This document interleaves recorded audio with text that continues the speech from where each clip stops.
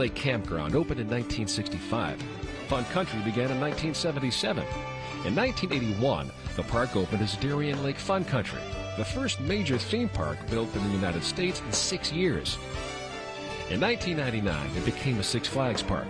Today, the 1,500-acre resort has more than 100 rides, live shows, and attractions. The latest of which is Superman, Ride of Steel. This coaster earns the term mega because it's over 200 feet tall, has an intense ride, and one of the most furious finishes of any coaster in the world. Let's check it out.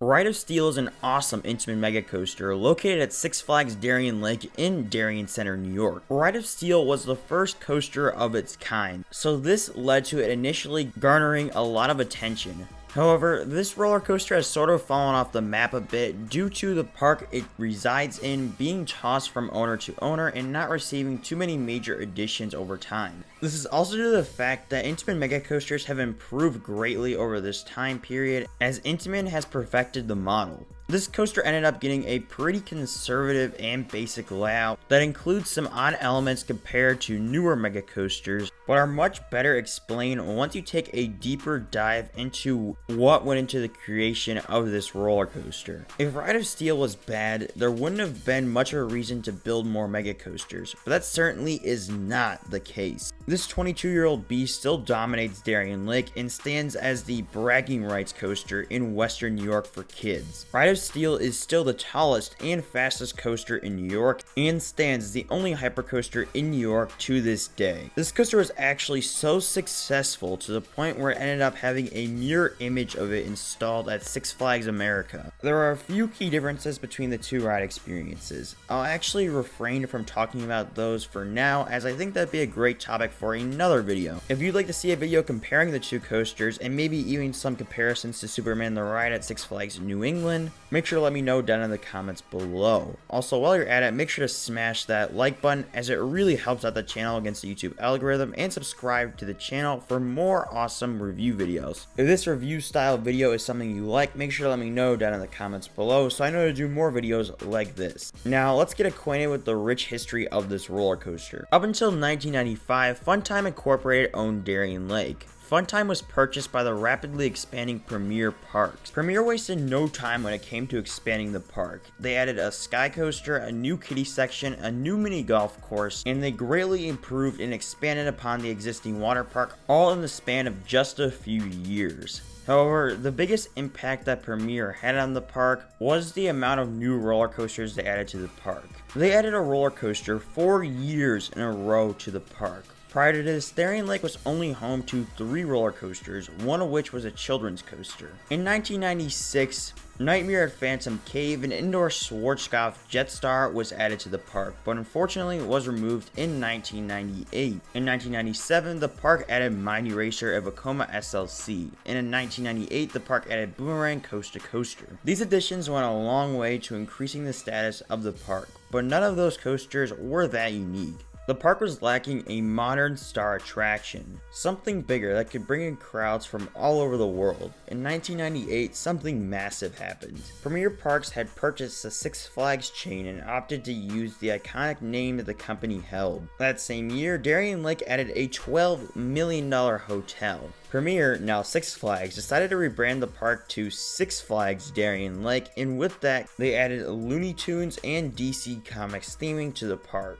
However, the biggest addition for 1999 was to come in the form of a roller coaster. Darien Lake was going to be the first ever park to receive an Intamin hypercoaster. Hypercoasters were still a very rare occurrence at the time, so this was met with massive hype. The coaster was to be named Superman, Ride of Steel, in alliance with the new DC theming that the park got. The coaster's original concept art overestimated the decor of the area, but it still looked great when it first opened. The coaster opened to the public May 15th, 1999, and was met with massive lines. Unfortunately, this roller coaster would not have a smooth opening. The day after Ride of Steel opened, a guest who weighed 365 pounds was ejected from the train on the second to last airtime hill. He sustained serious injuries and was awarded $3.95 million in damages. The cause of this incident was due to the lap bar being unable to properly secure him. This incident led to seatbelts and a trim brake on the second to last hill of the ride being added to the coaster.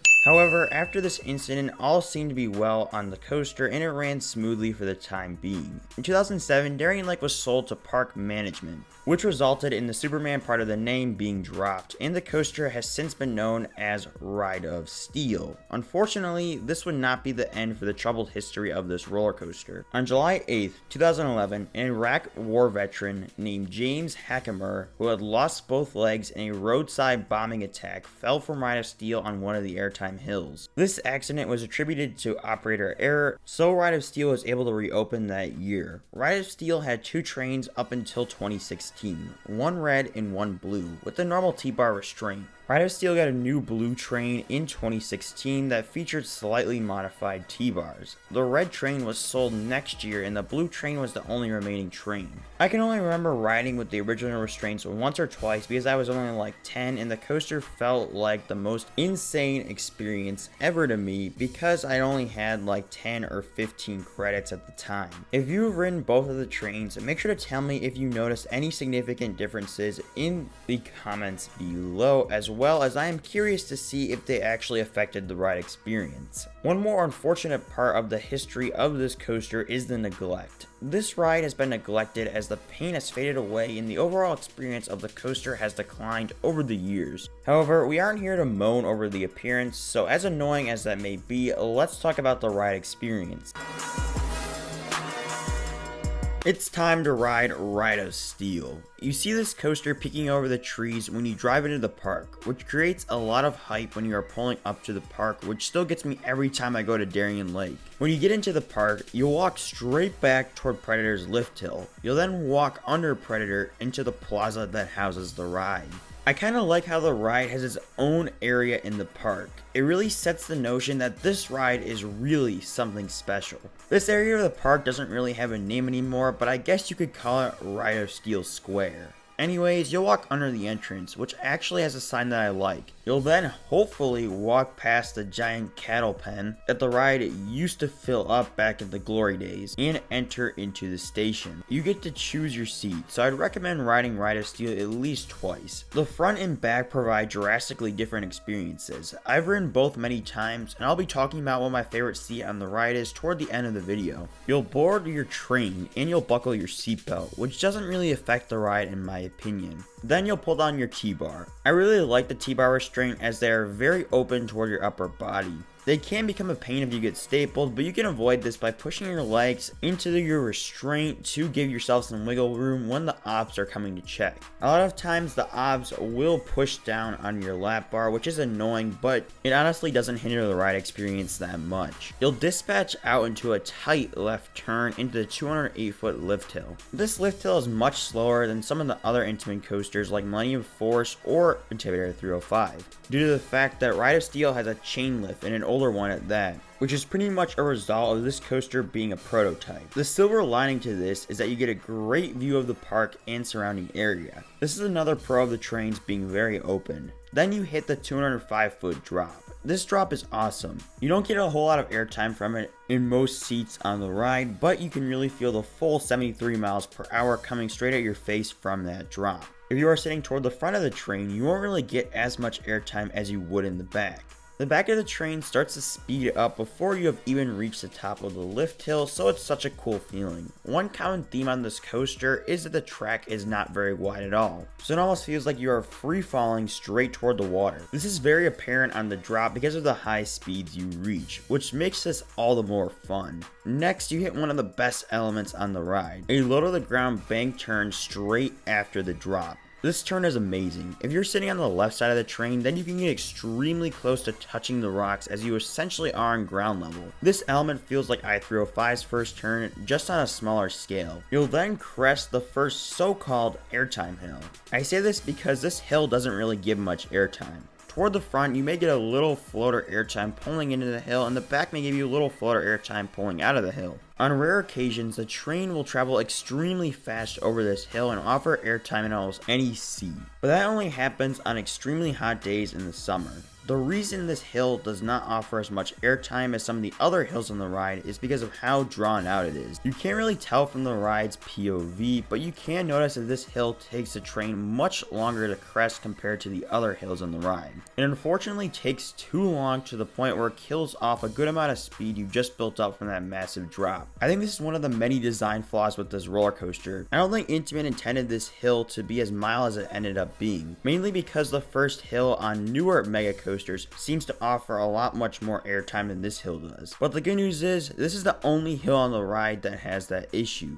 The fact that this hill is as massive as it is makes it so the train picks up most of the speed it lost from ascending the hill when it makes its descent into the first helix. At this point in the ride, if you aren't sitting in the first or second row of the train, you will begin to notice a rattle or shuffle, as that is what it feels like any farther back in the train. There is a reason why Ride of Steel has a much more apparent rattle than any other Intamin mega coaster, but I'll get to that later on in the video. You'll then enter into the notorious first helix. I honestly don't have much against this element. It's pretty cool, to be honest, flying through the helix as fast as you do. The issue is that in most of the train, this coaster rattles through the whole thing, which takes away from your ride experience. This helix is pretty fun, but isn't all that intense. I've definitely grayed out on hotter days during this helix when I was dehydrated or low on food, so this shows that it still pulls some good G-forces. One of my favorite things about this helix is the way you exit it. The exit to this helix is so tightly crafted under itself,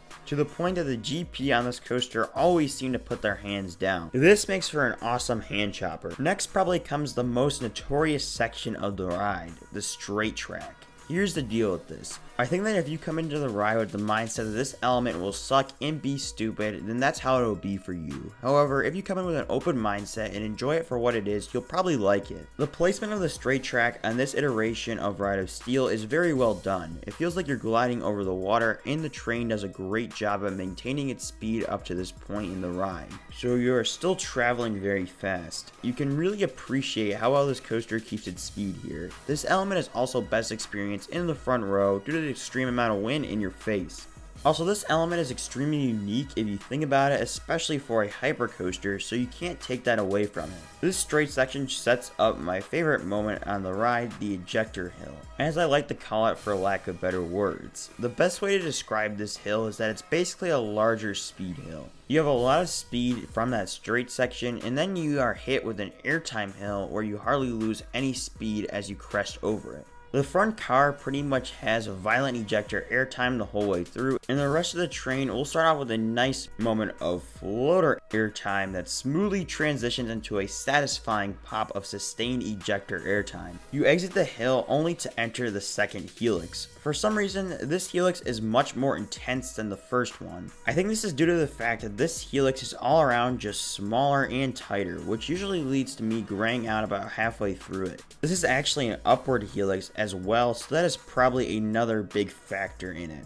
Anyways, when you pull out of the helix, you'll get a really nice view of the first drop over the water, and then you'll hit a little hop that does surprisingly offer a very quick pop of ejector before you hit the bunny hill finale.